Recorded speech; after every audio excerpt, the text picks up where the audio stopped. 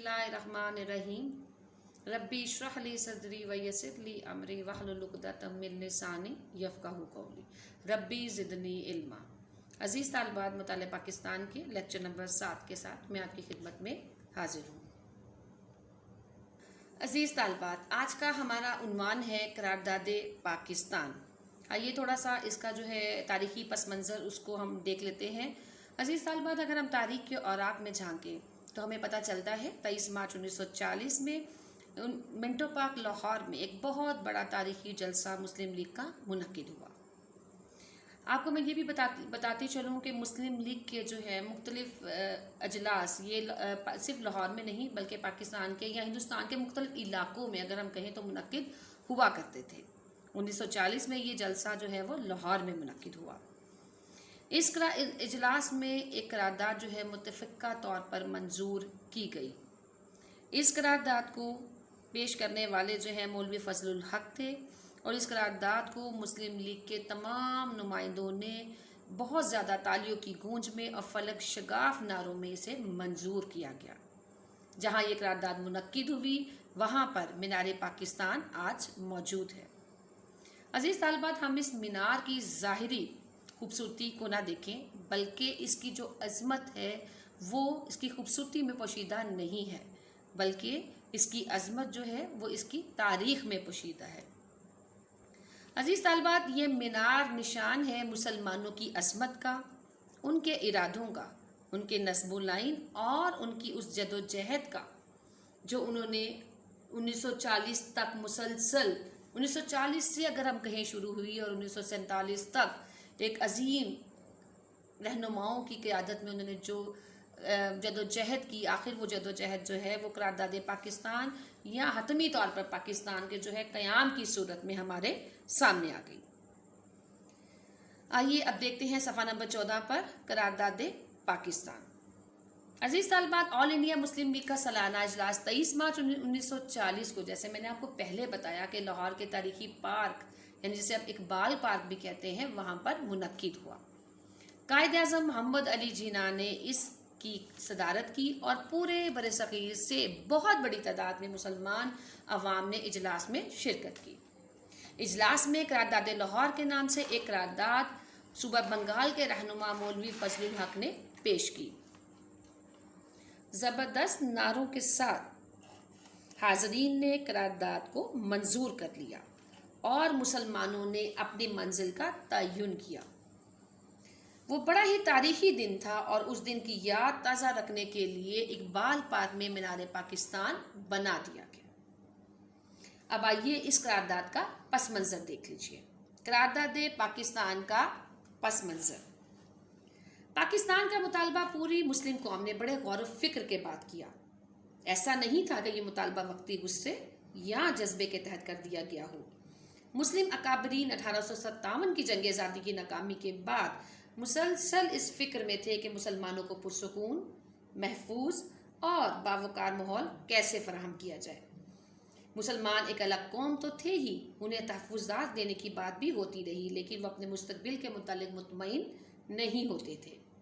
कई मुस्लिम शख्सियात ने जुदागाना मुस्लिम मुमलिकत के क़याम की तरफ अपनी तकारीर और तहरीरों में इशारे भी दिए।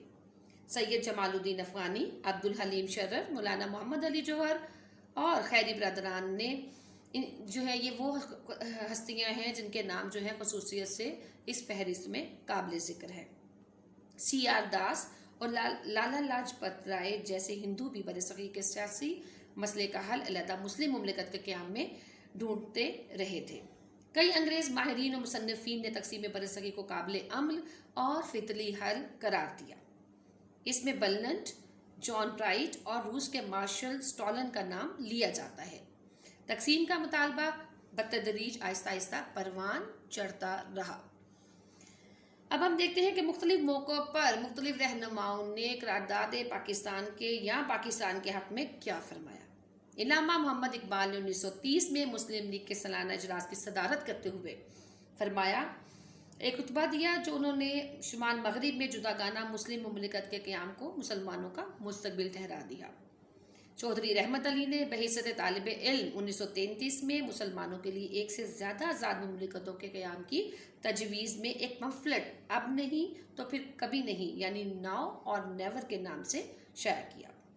सिंध मुस्लिम लीग ने 1938 में अपने सालाना इजलास में तकसीम के हक़ में करारदाद मंजूर की और कायदे आज़म ने सैयद हसन रियाज मुसन्निफ पाकिस्तान नागुज़ीर था को एक इंटरव्यू देते हुए बताया कि वो 1930 में ही अलहदा मुस्लिम मुमलिकत के क़याम की जदोजहद का फैसला कर चुके थे। 1940 तक कायदे आज़म ने कौम को ज़हनी तौर पर रफ्ता रफ्ता तैयार करना शुरू कर दिया। ये था तालबा थोड़ा सा तारीख़ी पस मंज़र और मुख्तलिफ जो है रहनुमाओं की इसके बारे में कुछ ख्यालात। अब हम देखते हैं कि वो खुतबा क्या था, कायदे आज़म का सदाकती खुतबा जो उन्होंने 23 मार्च 1940 के जलसे में पेश किया। इसके कुछ नुकात जो हैं वो हम डिस्कस करते हैं। पहला नुक्ता जो कायदे आज़म ने इस अपने खुतबे में पेश फरमाया वो ये था, मुसलमान एक अलहदा कौम है और अपना जुदागाना समाजी, सकाफती और मजहबी निज़ाम रखते हैं। दूसरा नुक्ता यह है, बरसगीर एक मुल्क नहीं है और हिंदू मुस्लिम तनाज़ा फ़िरका वाराना नहीं बल्कि बैनुल अक़वामी मसला है जिसका हल बरसगीर में एक से ज़्यादा रियासतों का क़याम है। तीसरा नुक्ता जो है वो ये है, मुत्तहिदा बरसगीर में मुसलमानों के हकूक़ महफूज रहने का इम्कान नहीं है। नंबर 4, उन्होंने मुख्तलिफ मुल्कों की तकसीम की मिसालें देते हुए ये भी बताया कि बरतानिया से आयरलैंड अलग हुआ, चेकोस्लोवाकिया भी तकसीम के नतीजे में कायम हुआ। ऐसे में अगर जनूबी एशिया को तकसीम करके मुसलमानों को जुदागाना मुमलिकत बनाने का हक दे दिया जाए तो ये फैसला पूरी तरह तारीखी, मंतकी और जायज़ होगा। यानी उन्होंने ये बावर कराया कि मुसलमानों का अलग वतन का मुतालबा जो है वो बिल्कुल जायज़ हक, उनका जायज़ हक है जो कि मुसलमानों को मिल जाना चाहिए। करारदाद के बुनियादी नुकात, जैसा कि हमने कहा कि ये करारदाद जो है सूबा बंगाल के रहनुमा मौलवी फजलुल हक ने पेश की, तो आइए हम देखते हैं कि वो कौन से नुकात थे जो इस करारदाद में पेश किए गए। पहला है, बाहम मुत्तसिल अकाइयों की नए खित्तों की सूरत में हदबंदी की जाए। शुमाल मगरिब और मशरिक में मुस्लिम अक्सरियत वाले इलाकों में आज़ाद मुस्लिम मुमलिकतें कायम कर दी जाएँ। यानी वही बात कि जिन इलाकों में मुसलमान अक्सरियत में हैं वो इलाके मुसलमानों को दे दिए जाएँ और जहाँ पे हिंदू अक्सरियत में है वो इलाके जो है हिंदुओं को दे दिए जाएँ ताकि दो आज़ाद और खुद मुख्तार रियासतें वजूद में आ सकें। नंबर 2 है, बरसगीर के लिए तकसीम के अलावा किसी दूसरी स्कीम को मंजूर नहीं किया जाएगा। यानी इसमें बात यह है कि पहले मुसलमान भी हैं हिंदुओं की तरह ये सोचते थे कि सिर्फ हम अंग्रेज़ों से आज़ादी हासिल कर लेंगे और हिंदू और मुसलमान मिल के यहाँ रहेंगे, लेकिन हिंदुओं के जो है मनफी रवैयों ने मुसलमान रहनुमाओं को ये बावर करा दिया कि हिंदू और मुसलमान भी इकट्ठे नहीं रह सकते। इसलिए दूसरी स्कीम जिसको कहा गया वो यही थी कि सिर्फ अंग्रेज़ों से आज़ादी हासिल करके दोनों इकट्ठे रह लें, लेकिन मुसलमान रहनुमाओं ने उस तजवीज़ को भी अक्सर मुस्तरद कर दिया। तीसरा पॉइंट है, तकसीम हो जाती है तो हिंदू अक्सरियती इलाकों में मुस्लिम अक़लियत के हकूक़ के तहफ़्फ़ुज़ का मुनासिब बंदोबस्त किया जाए। ऐसा भी है कि वो इलाके जो जहाँ पर हिंदू अक्सरियत में होंगे लेकिन अगर वहाँ पर मुसलमान अक़लियत में हैं तो उनके हकूक़ को सलब नहीं किया जाएगा। करारदाद पर रद्द अमल, जाहिर है इतना बड़ा इजलास हुआ, उसमें इतनी अहम करारदाद पेश की गई जिसने मुसलमानों के लिए उनके लिए मंजिल का तयन कर दिया और इस पर रद्द अमल तो बहुत ज़्यादा होना था। आइए हम देखते हैं कि इस पर हिंदू प्रेस ने, हिंदू कायदीन ने और ख़ुद अंग्रेज़ों ने क्या रिएक्शन किया। करारदाद का मंजूर होना था कि हिंदू प्रेस और हिंदू कायदीन ने मुतालबे के खिलाफ इजहार राय करना शुरू कर दिया। करारदाद का मजाक उड़ाया गया। गांधी और हिंदुओं ने बिलखसूस करारदाद की मुखालफत करते हुए इसे कतई मुस्तरद कर दिया। मुस्लिम लीग करारदाद को करारदाद लाहौर पुकार रही थी, लेकिन हिंदू प्रेस ने तंजन इसे करारदाद पाकिस्तान लिखना शुरू कर दिया। मुस्लिम कायदीन ने नई इस्तिलाह को अपना लिया और आज इसे करारदाद पाकिस्तान ही कहा जाता है। हिंदू प्रेस वालों ने तो तंजन इसको हिंदू करारदाद पाकिस्तान कहा, लेकिन मुस्लिम कायदीन को ये उनकी नई टर्म जो है वो पसंद आई और इसे अभी तक इस करारदाद को करारदाद पाकिस्तान ही कहा जाता है। मौलवी शबीर अहमद उस्मानी, मौलाना अशरफ अली थानवी और मौलाना ज़फ़र अहमद अंसारी वो उलमा थे जिन्होंने इस करारदाद का भरपूर साथ दिया। बरतानवी प्रेस ने करारदाद को ज़्यादा अहमियत ना दी। आम तसव्वुर था कि तकसीम की तजवीज़ ये मुस्तरद हो जाएगी, लेकिन मुसलमानान बरसगीर ने इसे अपने मुस्तकबिल का फ़ैसला समझकर इस पे जो है वो अमल दरामद करना शुरू कर दिया और चंद ही सालों बाद उन्होंने अपनी बेपनाह जद्दोजहद के नतीजे में पाकिस्तान जो है वो कायम कर लिया।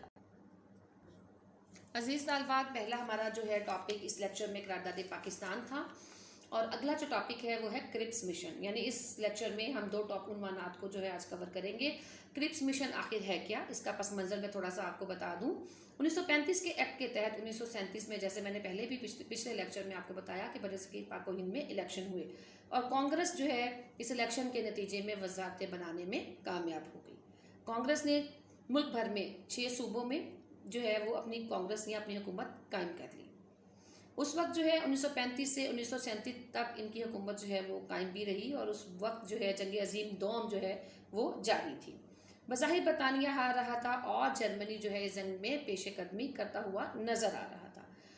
چونکہ مسلمانوں اور ہندوؤں نے یہ بات بھانپ لی کہ ہمارے آقا یعنی برٹش لوگ جو ہیں وہ اس جنگ میں جرمنی سے ہار جائیں گے، اور چونکہ وہ انگریز جو ہیں وہ پاورفل تھے اور مسلمان اور ہندو ان کے غلام تھے.